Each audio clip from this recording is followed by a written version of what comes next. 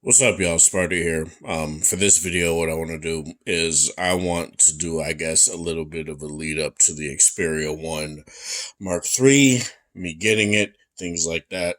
So for this, I guess I want to um, quell some things that I feel a lot of people are kind of questioning and wondering when it comes to this phone. So obviously, this is S21 Ultra. But like I said, this is me talking leading up to the Xperia 1 Mark III. Obviously, it's not out quite yet in the stateside West in the West in general. So yeah, I want to talk the 4K 120 hertz display, and a lot of people have been kind of worried about this because 4K on a phone, right? It should take up a lot of battery, especially when it also has a 120 hertz display. So, what Sony is doing here is something that they've always done when it came to their 4K displays, which is ever since the Xperia Z5 Premium, they've been making it so that in any normal operations, it's at 1080p. But then when you're utilizing 4K content, say a 4K video on YouTube, 4K content on Netflix, or I think even Amazon Prime Video, it will go up. It will actually go up to 4K. And when you do end up using 4K, it goes down to 60 hertz, which honestly, if you're watching a video that doesn't really matter in the first place, and I do want to talk about that when it comes to gaming a little bit, but I'll get into that in a second. Um, it's very weird the apps that they decide to implement the 4K into. Obviously, their own gallery app will have that. I don't think Google Photos will allow that, which, whatever, it's mainly meant for every other phone as well, so it's fine. It being at 1080p, I don't necessarily believe that you're going to really notice the difference because you're already getting that sharp display anyway. And when phones like the S21 Ultra come out and come pre-packaged at 1080p, and you have to go into the settings and able to even get to Quad HD 120 hertz, I didn't necessarily see that much of a difference between 1080p and Quad HD, and I can indeed see it. These displays have gotten so good now that worrying about things like the resolution of the display itself, I don't necessarily believe is the thing you should be worrying about. um, so yeah, there's that. People's reviewers have been saying it's kind of misleading to call the Xperia 1 Mark III the 4K 120 hertz display, even though that's what it is. And I can totally understand why people would say that because it's not always on 4K, though you can go into ADB settings and turn it to always be into 4K. That's something you've been able to do ever since the Z5 Premium. Um, it's just, battery life obviously will take a toll with that. I personally think it's fine. Like, at the end of the day, you're still going to get even though it's 1080p, you're getting a very crisp 1080p because it's 1080p on a 4K panel at the end of the day. It's not like you're losing the overall hardware. It's just stopping down for that particular moment back down to 1080p to conserve battery life. You know, you're still getting a very high pixel dense display. Obviously, you can't really do like 3840 by 2160 on an OLED because it has sub pixels and all this stuff. And it just doesn't have the same amount of it can't have the same amount of pixels. It can't be nearly as pixel dense as like the 4K panels on an LCD Sony was able to do, but nonetheless, you're still getting what they would be calling a 4K display technically.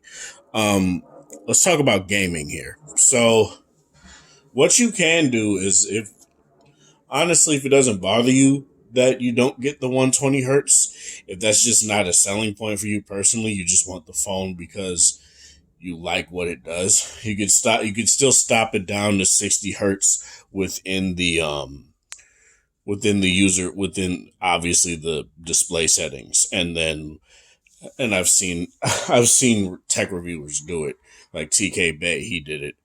And I believe what you can do is you can still utilize the 120 hertz in gaming, which is something that you can't do on the S21 Ultra. I can literally show you right now. So let me go to display while everything decides it wants to let me open that real quick. So let me go to a game that I know runs at 120 hertz here. Um, um, let's do Dead Cells. Dead Cells runs at 120 hertz. So as you guys can see, it literally is going fluctuating between 96 and 120 right there, right? So let me go back to display settings, go to motion smoothness, go to standard, hit back.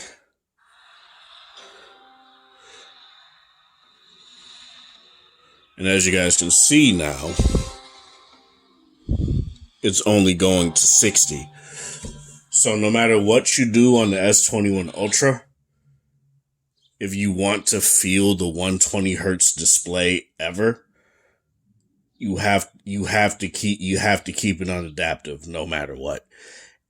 You can't say go into motion smoothness, turn it to standard for the overall UI and play games at 120. You could only play games at 120 if you have the motion smoothness or, high refresh rate at 120. So that is that could be both a pro and a con, I guess, if you don't really care about 120 hertz gaming. But it is indeed something that I feel is a selling point for a lot of phones. The moment you play games like Dead Cells at 120 hertz, it's kind of hard to go back. So, yeah, I don't really feel that way when it comes to the overall UI and things like that. I feel like overall, the user interface is well optimized. I don't really care if the phone doesn't have a high refresh rate, but whatever. So yeah, you can indeed in their game enhancer settings set it to where you can indeed use 120 hertz while the phone overall is still using 60 hertz with everything else in the system. So to me, that's very nice. I will showcase that when I get the phone. Obviously, I'm just talking based off the stuff that I've seen so far. So, yeah. That's honestly all I really wanted to talk about was the display. I do feel like it's a very important thing to bring up because a lot of people have their contentions about it. Quite a few tech reviewers have come out and basically said, it's basically not a 4K display because it's only displaying at 1080p for most situations. And that's kind of a stupid argument to make. Because if you don't know to ever go into the settings of your S21 Ultra, you're always going to be running at 1080p 120 hertz. You had no choice last year with the S20 and with the S20s. You didn't have a choice with the Note 20. You didn't have a choice with any of the Note 20 Ultra, rather.